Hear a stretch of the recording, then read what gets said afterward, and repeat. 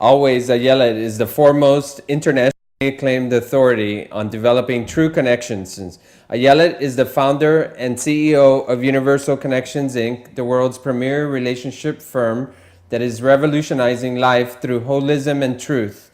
A highly sought life and relationship coach, professional matchmaker, astrologer, philosopher, and author, Ayelet is always Ayelet. Today's show is sponsored by Mt. Gox, Mezzi Grill, and usgoldcoins.com. Thank you. And thank you so much for joining me again today for episode 4 of AlwaysAyelet. What an eventful week we had this past week.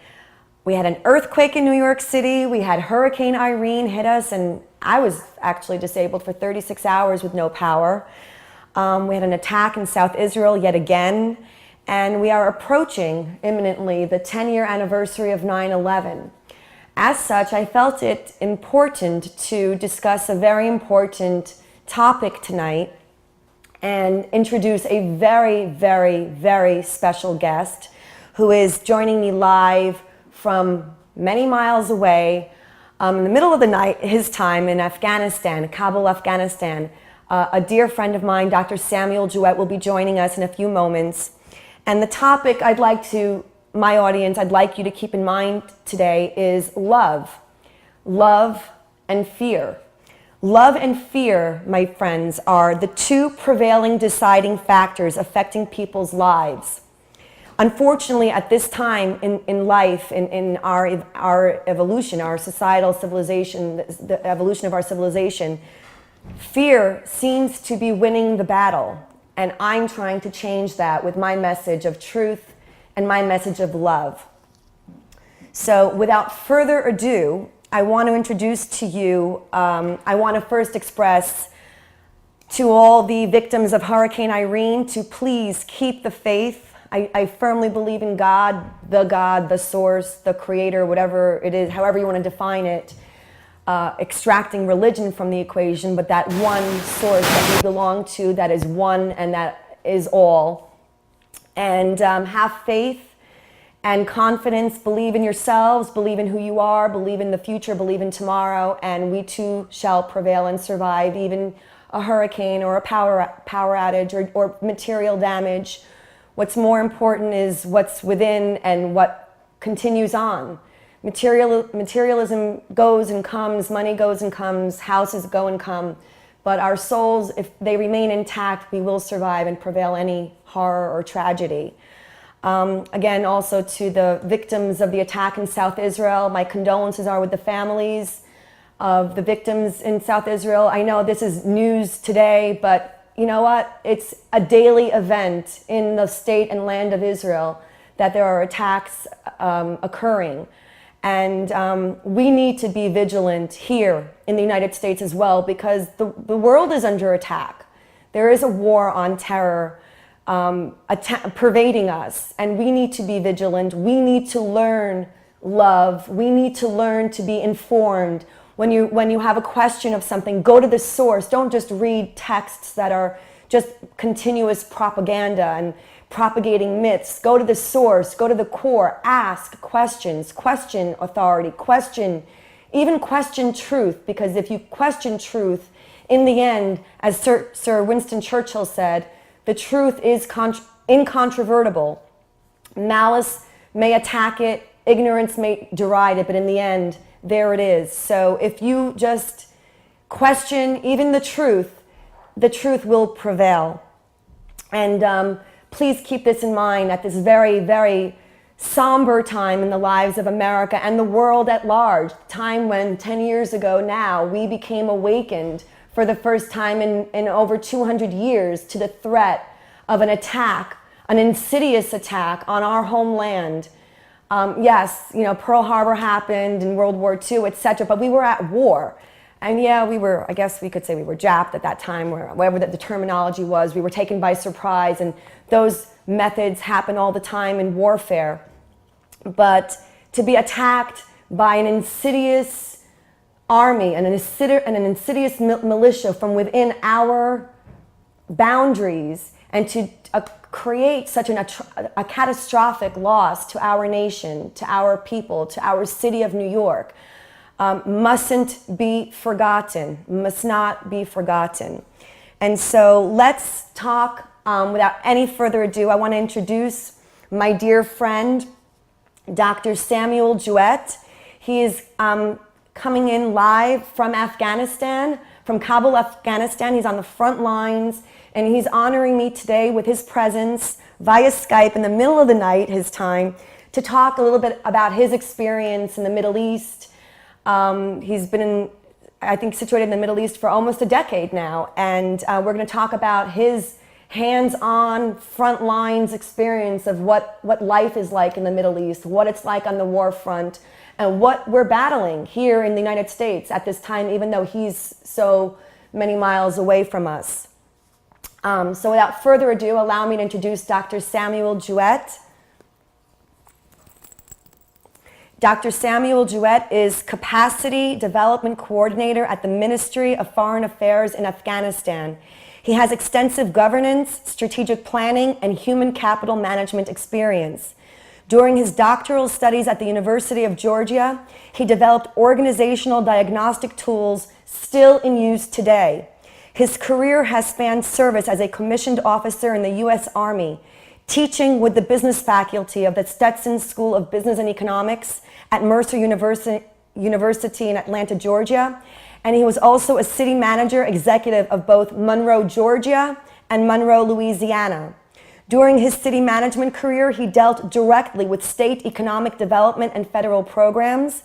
It was Dr. Sam's job to shepherd creative initiatives that crossed the lines of local, state, and federal government agencies and related regional stakeholders.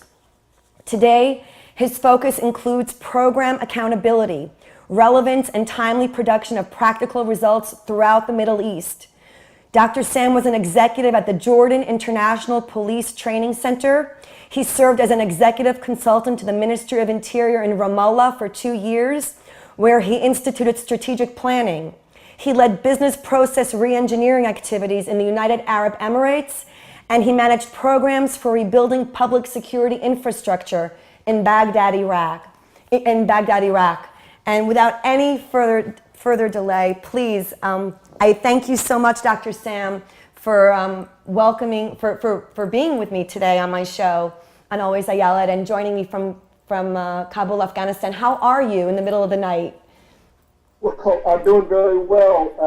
Since we've come together, I've already had 2 power failures and lost our signal. So hopefully we'll have a good, strong signal and can finish our time together for these next few minutes, okay? No worries, no worries. If we lose signal, we will just attempt to reconnect. So, wow, I am so excited and so honored to have you, Dr. Sam, as my guest today. And I don't know if you were able to hear the introduction I just did. My subject for today is the concept of love and how love needs to prevail and not fear, and the fear-based theocracies that are attempting to pervade our world.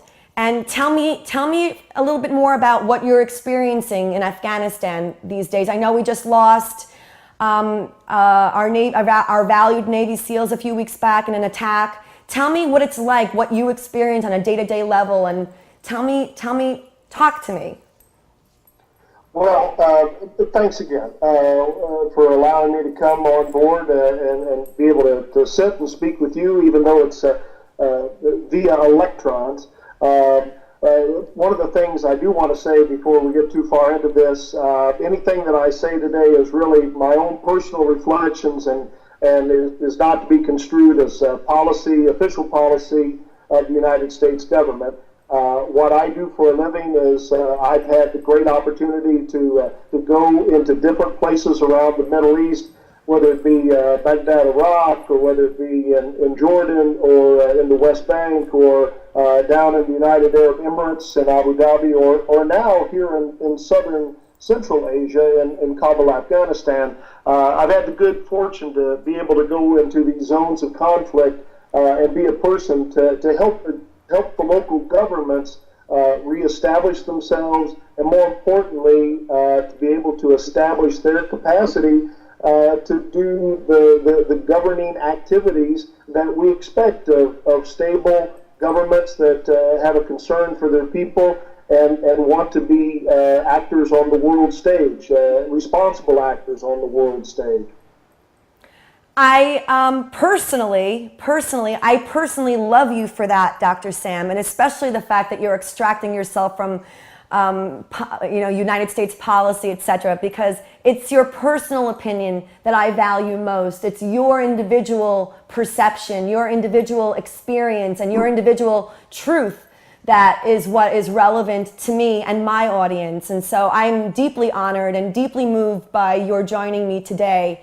And I trust that our audience will listen and learn and understand that you and I had a chance to chat. We've been friends for a couple of years now, and yes. we've had a chance to chat many times.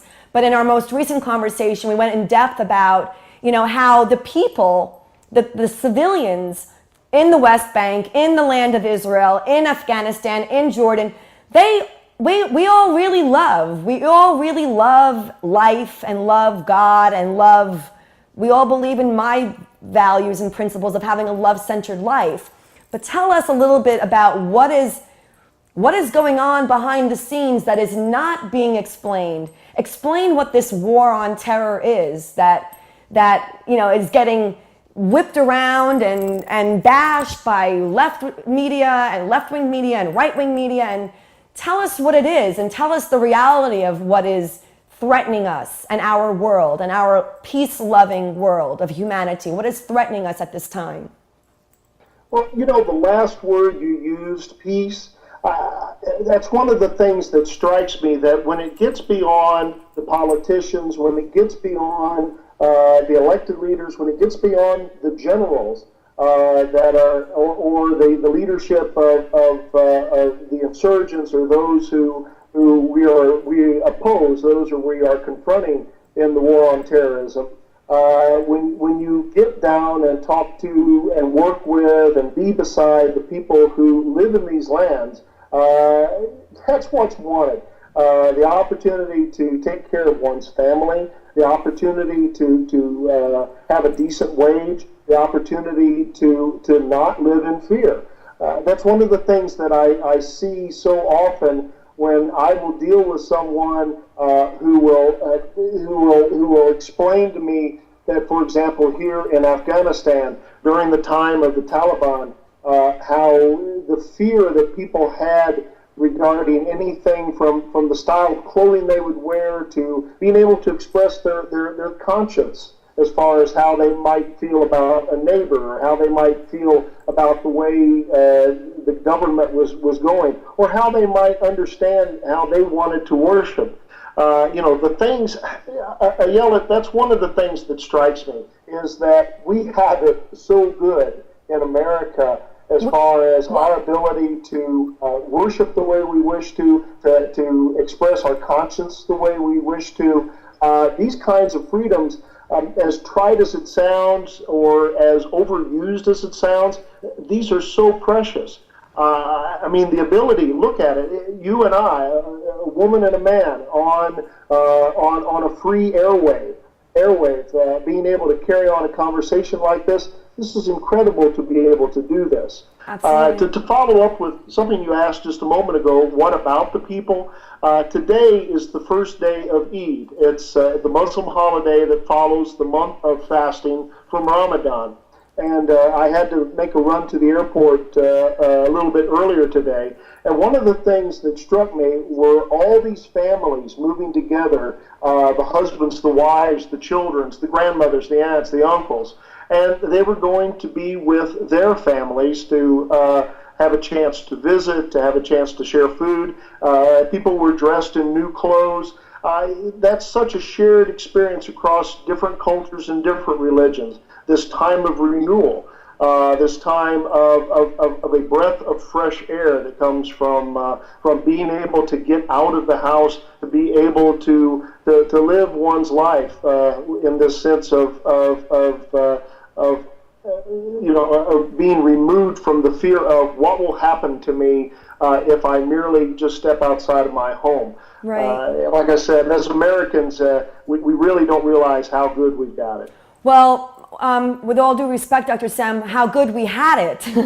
One minor correction, and you've been out of the States for a while, but we have an impending threat here in the United States of an imminent attack yet again. I mean, that threat hasn't ceased.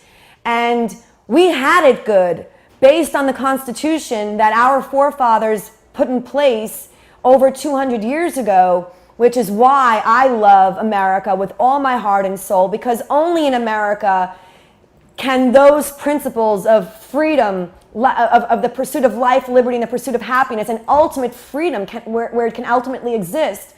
And I firmly believe that it's every human being's calling to live such a life, even if you're in Afghanistan, even if you're in Iran, even if you're in Israel, even if you're in Jordan or in Lebanon or in Syria. It's every human being's right to live a life of freedom. But what I believe is threatening us is jihad. You know, when we were, I don't want to quote you because it's funny to quote somebody when you're actually talking to them. But you said something brilliant the other day, and if I may quote you to your face, you said the only problem with theocracy is that everyone wants to be theo.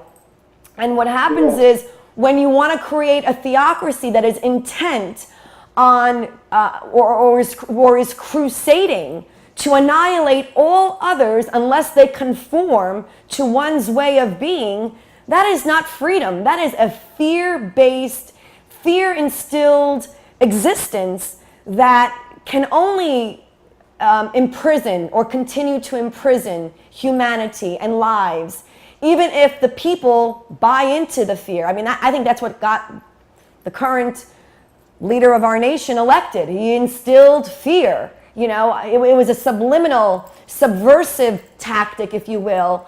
It was an insidious tactic. Oh, I am hope, I am change, and you know, and the lost sheeps were following. And what I'm trying to instill to our audience is, don't just follow the shepherd. Question. Look around. You have an intellect. God gave you will and minds and ideas and thoughts and individuality to question things. And if something doesn't quite feel right to you, question it. And then if at the end of your analyses, you end up with a final answer, and that answer ends up being the ultimate truth, then so be it. And the ultimate truth will always, in my view, always result with love, with peace, with truth, and honor, and value, and most importantly, life. Life, Dr. Sam. And when people take lives of others in the name of, you know, what their belief is or what their crusade is, we must question, how could this be? What doctrine would try to instigate such tactics? Defending yourself is one thing, but to create an offensive attack in the name of anything is an outrage. And I know that the people of Afghanistan and the people of the Middle East, predominantly the majority, the civilians, that's why they're welcoming the United States. That's why they welcomed the American military in Iraq back in, you know, when we went in 2003. Or 2001, whenever we first went into Iraq after 9/11, is because they need liberation. I mean, the entire Middle East is revolting now. Now it's happening in Libya. It was happening in Egypt. Tell me more what that experience has been for you, Dr. Sam, having seen or having. What are they revolting against? What are they fighting?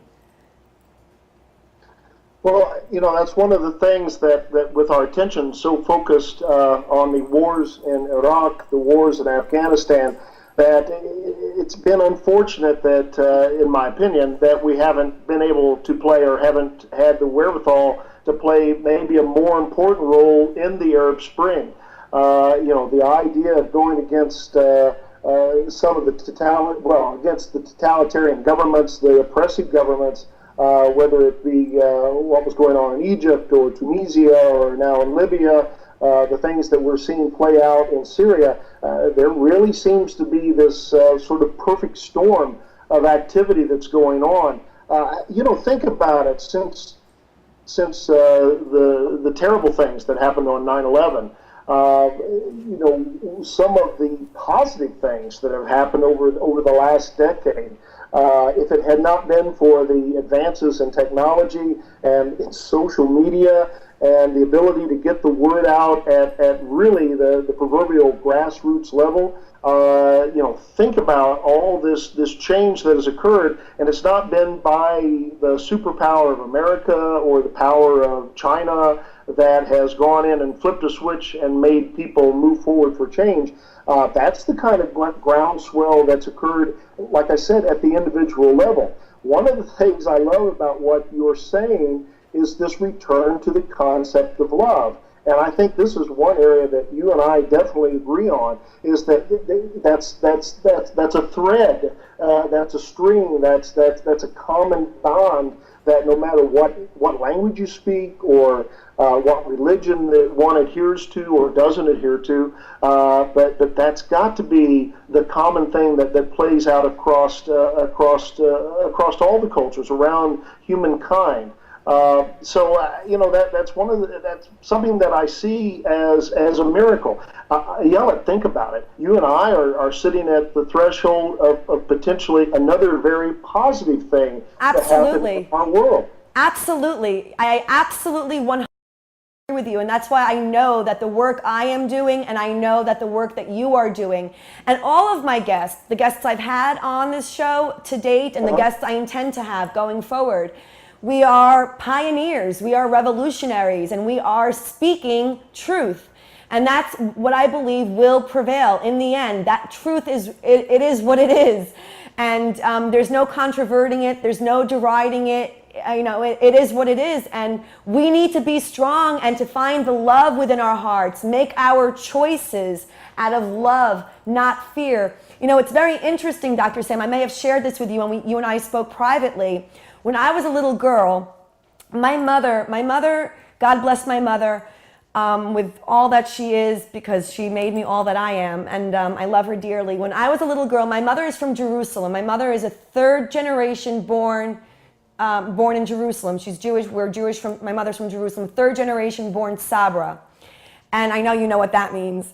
And when I was a little girl, my mother married an American man, my father, from New York, and I was, of course, born in New York. But when I was a little girl, as is typical for, people that have bilingual or binational homes, it's customary that we go visit the mother's homeland for summer vacation. And so when I was a little girl, my mother would take us to Israel every summer, and we would spend 2 or 3 months. In fact, I spent most of my childhood and teenhood as a teenager in Israel, all my summers in Jerusalem. And when I was a little girl, I remember going with my mother. My mother she's an Aquarian. She's an Aquarius. So she's the first to be about love and humanitarianism and all is one and God is one, and not to be, and to question authority and question religion. And we used to go to the old city in Jerusalem. I'm sure you're familiar with it. And one of my favorite places. Yeah, one of my favorite places too. It's heartbreaking because it was as a little girl and as a teenager, it was like the cool place to go. And I remember the first words I learned in Arabic were alay khalik, because every time my mother would walk into one of the little shops in the old city, she would say adesh hada, and she'd be negotiating, which is where I learned my negotiating skills. And then she'd walk out of the shop and she'd say alay khalik. And we loved the Arabs. The Arabs loved us. And so that was when I was a little girl. That was my first experience with Arabs and being a Jew in Israel and being an Israeli in Israel, and my experience with Arabs. Fast forward to the time I was 14 and a half, and it was my first high school, my freshman year of high school. During my high school years, I worked after school every day, literally, and saved every penny I earned so that I could go to Israel every summer. It was a way to get away from home, if you will, to get away from here. And I would spend 2 to 3 months by myself, all alone, on my own, visiting with different relatives, and spend my summer vacation in Israel. And I remember being a teenager, 14 and a half, for the first time in Jerusalem by myself, and not having experienced Israel as a little girl being, coddled by my mother and my uncles and my aunts. And I went into a department store, and, I had a handbag like all teenage girls have and women have, and I had a handbag, and when I walk into the department store, the Shechem in Jerusalem, the guy wants to look into my bag, and I was just like, I was Miss America, Miss America, pun not intended there. But I was just like, Miss American, like, don't go in my bag. That's my private bag. You have no right looking in my bag. That was my response to this gentleman sitting at the door wanting to look in my bag. So fast forward, I later learned the importance of what it meant to my immediate American reaction, my immediate American response to an old man that's sitting in the front of a department store in Jerusalem wanting to look in my bag was offensive to me. My privacy was being invaded, and what is that? I'm not accustomed to that type of thing. In America, I walk into a store, nobody asks me any questions, I am who I am, and everything is great. Well, fast forward from that experience, obviously I learned the importance of looking in a person's bag. Well, in 2003, I had an opportunity to go to a Yankee game with a very dear friend of mine who promised he was going to take me to a Yankee game at Yankee Stadium. This is the old stadium and now they have a new stadium that I haven't been to yet. So I called him my pops. My pops was promised me he was going to take me to a Yankee game. And this is 2003, August 2003. This is post 9/11. We're standing online in the Bronx, New York, to get into a Yankee game. And there was a long line, and they were doing a security check, apparently. And the guy in front of me were these liberal New Yorkers, excuse the expression, but they were complaining. I'm saving the expression, but they were complaining about their privacy being invaded. And I'm thinking, God bless you, check me out, check everybody out, because that is what is necessary. That is what has become a necessary and vital and important part of our lives here in the United States as well. When I used to do sales and marketing in Manhattan many, many years ago, and when I can't remember the countless times I would walk through Grand Central Station to get to the other side of, to cross town. And I would think to myself, being an American Israeli, an American Jew, thinking that, how easy it would be for someone to just throw a bomb in the garbage pail in the middle of Grand Central Station and just blow the whole thing up. No one's observing, no one's doing anything. And lo and behold, 9/11 happened. And what's happening, what is really, really scary is that the enemy we're facing right now is so insidious that the way they work is by pervading our walls, by being within us. And their goal is not to assimilate, although they appear like they are. Their goal is to annihilate us and destroy everything we stand for, whether it be capitalism, whether it be our freedoms, whatever it is that makes America, America. And I think what makes America, America is, or what defines America is freedom. And we, the people, governing ourselves, not being oppressed by any theocracy, by any king, by any sovereignty, by just being sovereign onto ourselves, if you will. And I just think those examples of personal experiences I've had from a little girl to recent years, that the importance of how we need to become vigilant on American soil now, and how we need to appreciate what our troops, God bless them, and protect them all, and you, God bless you, Dr. Sam, are doing for and we're not policing the world. We need to guide others. If we're leaders need to have guidance, or else what's the point of their leadership or power? But you were going to say something. No, I'm so sorry.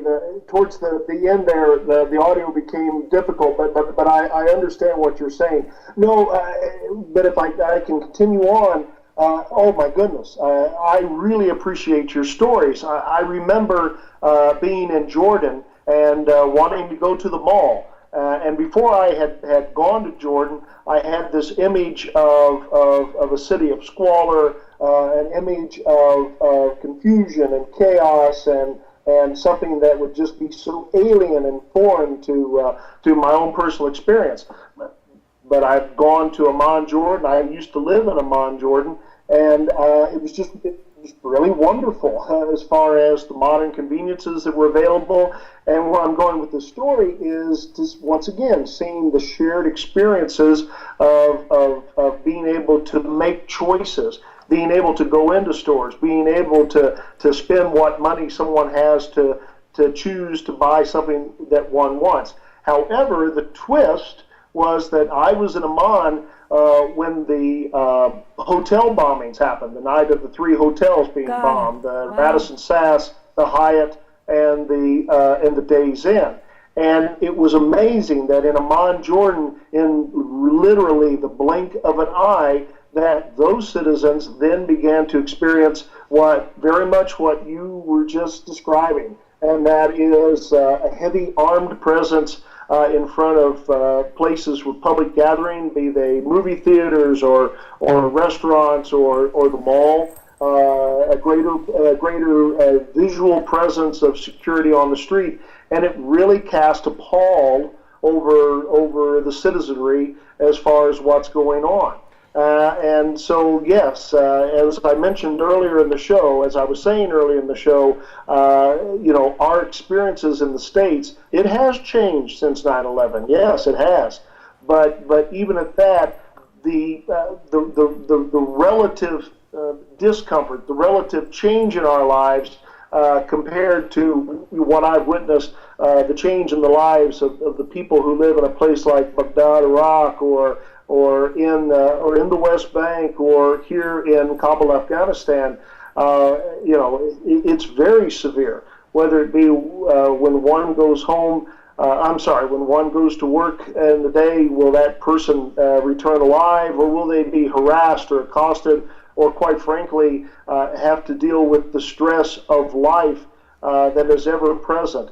It's a very stressful life. It's a constant stressful life, and it's sad. And if people would just, it's very sad. It's very sad, and it's scary. And I think if the message of love got taught more emphatically, and not religion per se, but just the universal message of love, that God is one, that all is one, then I believe we can survive. Dr. Sam, please stay with me, my darling. We need to take a break to thank our very valued sponsors. We'll be a couple of minutes, and then I'm going to be right back with you, and we're going to continue our really great exchange. I'm so happy to have you.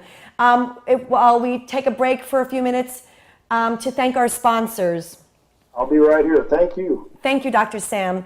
First, I'd like to thank our very valued sponsor, MountGox.com. They are an online exchange services for Bitcoins. They now take euros, British pounds, Australian dollars, and Canadian dollars, continuing fees of 0.3%, and they have a 2-factor authentication. And Mezegrill.com, where authentic Mediterranean foods meet modern flavor. Now serving breakfast on 8th Avenue at 55th Street in New York City, just a couple of blocks south of Columbus Circle. And USGoldCoins.com. That's 1-800-HOTCOIN, our trusted advisor for investments in rare gold and silver coins. Andy takes the mystery out of buying silver and gold by holding your hand. They take a hands-on approach. Better to call and speak directly for current inventory. Again, that number is 1-800-HOTCOIN. And I'd love to hear from you. So if you would, give me a jingle at my Ask Ayelet voicemail. I know I have a lot of unanswered voicemails and messages from the last few episodes, but please bear with me. I will get back to you. My number, my Ask Ayelet voicemail is 212-569-6969. Again, that number is 212-569-6969. Or you can email me at ayelet@onlyonetv.com. That's ayelet at onlyonetv.com. If you ask me a question, I may answer it on an upcoming episode, and I do promise to eventually get back to everyone's questions at some point. I also wanted to make a couple of quick announcements in addition to what I just said. You can follow my dear friend Dr. Sam on Twitter at sjuett360. That's sjuett, SJUETT 360.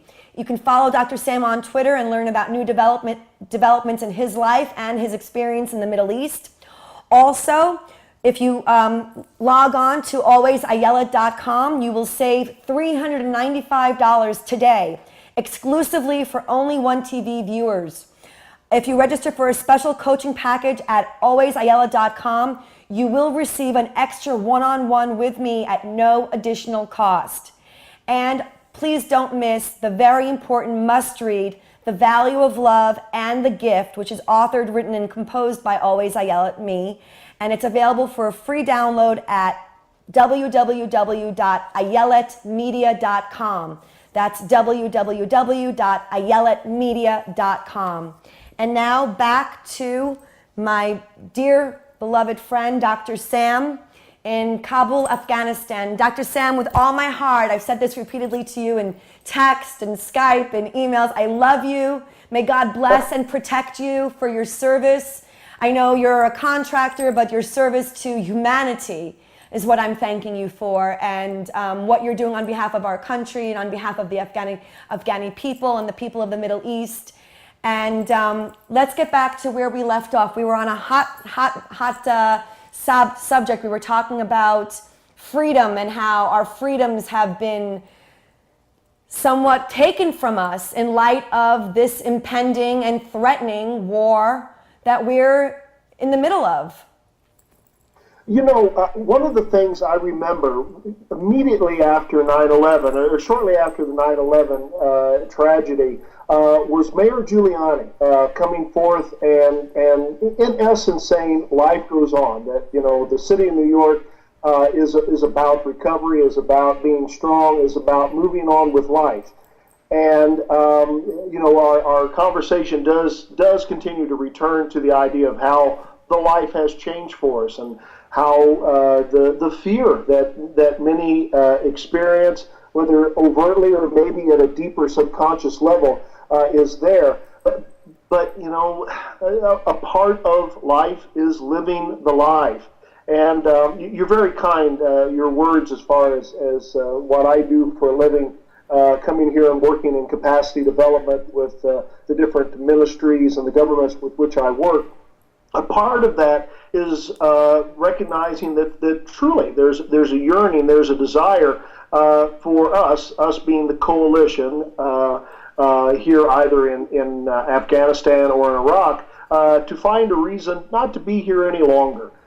You think about it. If it hadn't been for what happened on 9/11, we wouldn't be here in Afghanistan, obviously.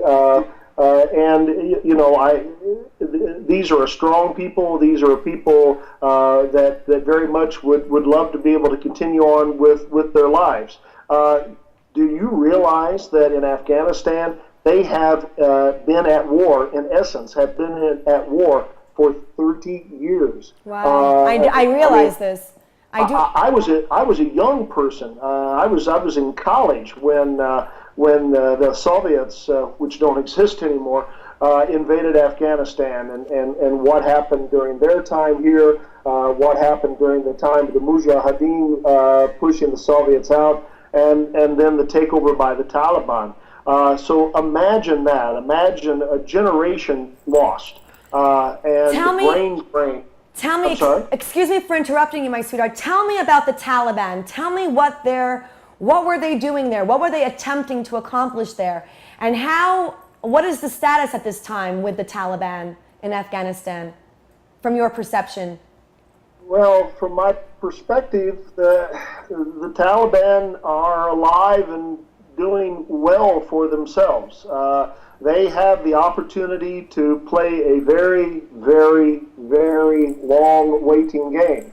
So at the time when we may decide to move out of here, or at a time when our own national will changes to the point where we no longer feel that either by ourselves or in combination with the coalition that we want to have much of a presence here. And I'm not talking about just a military presence, our own diplomatic presence and our own aid presence. I am very concerned that there will be a resurgence on the part of the Taliban to come forward. Afghanistan is not an easy country. It's fairly large. It's difficult to get around. It's bisected by mountain ranges. There are language differences between Pashto and Dari. There are cultural differences. There are tribal differences. Right. So, we could spend the next 3 or 4 hours in a history lesson as far as how Afghanistan even came into being, given the leaving of the British when they held this area as a colonial power, and decisions that were made not by these people but by the colonial and Western powers of the time as to how these different areas would be cut up. And, what we experience in the early part of the 21st century is a direct springboard from decisions that were made not by the indigenous people, but by other people, as far as, well, this will be what's called India, and this will be what's called Pakistan, and this will be what's called Afghanistan. And so many of these issues were brought here not by invitation, but by outside influences of strong powers that came and thought that there was a reason that they had a viable excuse for being in this kind of area. Right. You used the word, an interesting word, and the word power, strong powers. And we had a power outage for 36 hours because of Hurricane Irene. And during the daylight hours, I had no choice but to read. And so I was trying to catch up on I had no internet, no television, no computer to work on. So I decided to catch up on a little bit of reading, and I was flipping through a must-read in my library that I haven't yet had the opportunity to complete. The Prince, I'm sure you've read or heard of The Prince by Machiavelli, Niccolo Machiavelli. And it made me ponder, it made me think a little bit, and why he wrote the book, to whom he wrote the book, and what the message of the book is, and who reads this book. And it's people seeking power, seeking to overpower others. It's a book of manipulation. It's a book of, okay, and do we need to overpower others, Dr. Sam, in order to be? Or can't we just be? Can't we just be you, be me, be ourselves, exist, and let others be? Why is it so inherent in human nature to have this need for power, to lead, to oppress, to control, when what I've learned and in fact mastered in my short span on this planet is that that's an illusion anyway. You can't control another person. If you're controlling, actually I learned this, my first relationship lesson when I was, I think, 18 or 19 years old. I mastered that you can't control another person. If you're controlling another, I'm digressing for 30 seconds to introduce and to say that I know I'm renowned as a relationship expert and a personal matchmaker, but the depth of me, of AlwaysAyelet, is far beyond, the one-on-one relationship, because the principles that I'm teaching my individual clients or teaching individuals to look at within themselves and within their individual relationships, these same principles apply to the macrocosm of national and global politics and economics.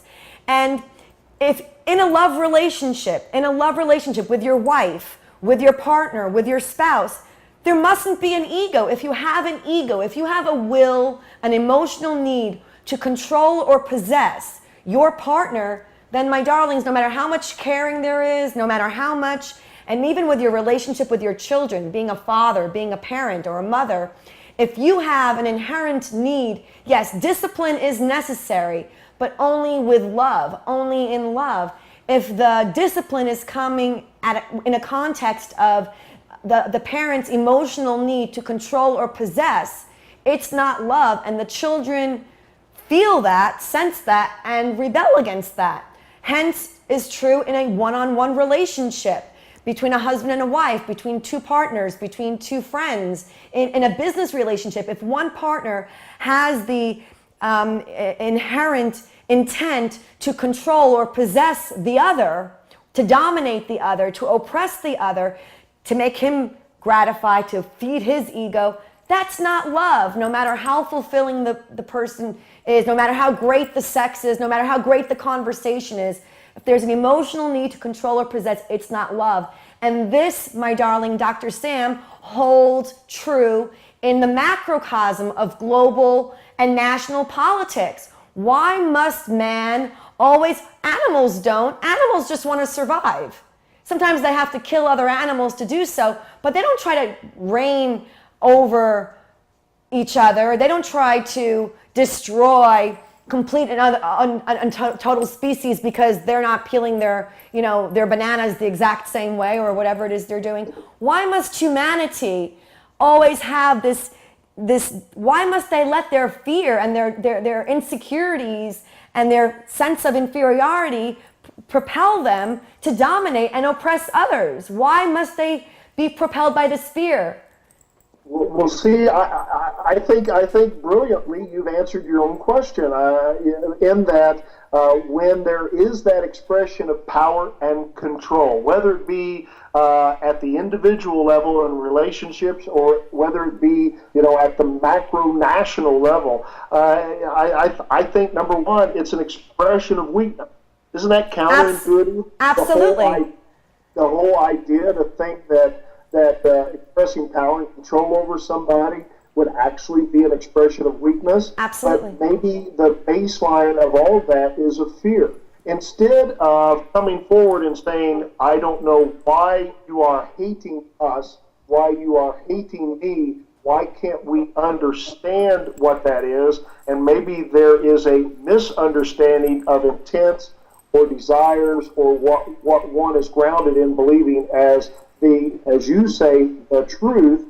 Instead of that, we defer to having this desire to express our power either through sheer might or the power and sheer ability of our economic strength. And by expressing those things, those kinds of powers, we diminish what that power has, either resource-wise or our ability to hold it as a form of persuasion. That is what we can convince others to do without actually having to expend that resource or use up those resources in a uneconomical way, and it further diminishes us. Ayelet, it's hard to fight 10 years of war on two war fronts and not experience a severe loss to our national treasure, whether it be economics, whether it be the blood and souls of the men and women we've sought to fight, or whether it be the national fabric of our own consciousness, what defines us as to who we are. Once again, I'm not going down a long trail to talk about as many things as I can think of that have happened over the last 10 years. But we as a nation have expressed ourselves in ways that seem counterintuitive to the core values, core beliefs within our own Constitution. Absolutely. That's what I love about talking with you. That's one of the first things you talk about is that grounding in the Constitution. Absolutely. And it's very sad. It's very disheartening. It's very discouraging. I know there's a great surge online, on Facebook, etc., but it's going to take more than that. And even these activists online, some of which are also being propelled by fear. Whether it's me speaking and you're listening to me and you're believing what I'm saying, or it's you speaking and we're buying what you're saying, or if it's the people in the White House, we won't even mention their names. Investigate, question it. Don't just hear a word, associate. I made a comment, I think, on my Facebook about, the macrocosm of global, what I'm doing is trying to reteach people the importance of love, making love-based choices, not fear-based choices. And these choices also will affect our economy. We're so afraid of tomorrow that we're not spending today. And if we spend today, guess what? The economic chain will continue to move itself. So we need to believe in today. We need to believe in tomorrow. We need to believe in ourselves as individuals. We need to believe in our families. We need to believe in our community, and we need to believe in our nation.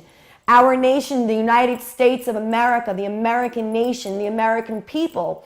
And in so doing, I have a very dear friend who's trying to get the government to start charging tariffs, do what the other governments are doing. This open trade is nonsense. Why are we giving them the milk for free when everybody else is charging us and they're using that power to destroy us economically? We should stand strong, and that is love. That's not a fear-based, charging other nations tariffs for their products and services isn't a fear. It's a national concept. It's a nationalizing concept that strengthens the United States. It's self-love. I always say, in personal relationships, love yourself, love yourself. And as Americans, we need to love ourselves. Love yourself as an individual. Love yourself as whoever you are. And if it isn't right, and if it isn't love, then end it and move on. But make it right. And find the people with whom you can make it right. But we must love ourselves as individuals and as a nation, and charge other nations' interests, charge other nations tariffs, so that we can exist. This is ridiculous. They're coming here. Illegal aliens are coming here, living off of our welfare system, which is being extended and extended and extended, getting unemployment checks, and American entrepreneurs are fighting for their lives to try to hire employees and to try to earn an honorable dollar. And what's happening here, I know you visit intermittently, you come home to Wisconsin to visit the United States, but Dr. Sam, it's the America in and especially New York. I'm a New Yorker, and I was working in Manhattan, but the highlight of my career in the 90s when Giuliani was in office here, who I deeply admire as a leader and as a politician, even though he might be flawed as an individual man, God bless him too. But my point is that we need leadership. We need real men with brains and courage and courage to lead us, not to oppress us. And sometimes like a father will discipline his child, or maybe spank his child because he doesn't want him to get hurt by playing in the street. Sometimes leaders must impose certain restrictions on their children or limitations on their children in an effort to teach them in an act of love. And if a child is intelligent enough, he'll question his parents' behavior, and he'll say, oh, well, maybe mom and dad really do love me. Maybe they don't want me playing with so-and-so because that wouldn't be a good idea, or whatever. And so, I'm sorry. I was going to say, an extension of your analogy, which is really, I think, going a pretty good path here, is the idea that we live in a civilization. And a part of what defines us as a civilization is our civitas. Those are the policies, the rules, the laws that we buy into, that we behave under, that we act under, that we associate with each other under. And the strength of how that law moves in and among us is, one, grounding in the Constitution, that philosophy that is well articulated and is something tangible as well as spiritual in many ways. Absolutely. That we can refer to. But Absolutely. Also we have in general the belief, the assurance that there should be blind justice, that there is blind justice, and that whether it's you as a woman in New York City or myself as a man someplace in the Midwest, that there will be an equality to how we are treated based on the very humanness of us. And that's the quality that we are a human being. Absolutely. And that's the bottom line, I believe, is that we are all human beings. What we do in our lifetime, in our short span on this earth, and we pray and wish, and we have this strong, in fact, my next show, I'm going to be talking about that subject specifically, which I hope, and I know you'll be tuning into it. It'll be a really good show. The human will to live. And, you know, who are we to decide the fate of other people, of other nations, but we must. And it is written in the Torah, in the Old Testament, in our Constitution of the United States of America. We must defend our life, our liberty, and our pursuit of happiness at all costs. And that is the war that we're fighting on terror right now, and it needs to end. And I like all oppressors, like the Nazis were eventually diminished, and well, who knows, maybe they're scurrying around still. We're almost out of time, Dr. Sam, but I want to, yeah, I know, doesn't time fly when you're having fun? I'm always told that time flies with me. But I want to see you again, Dr. Sam. I want to have you on again.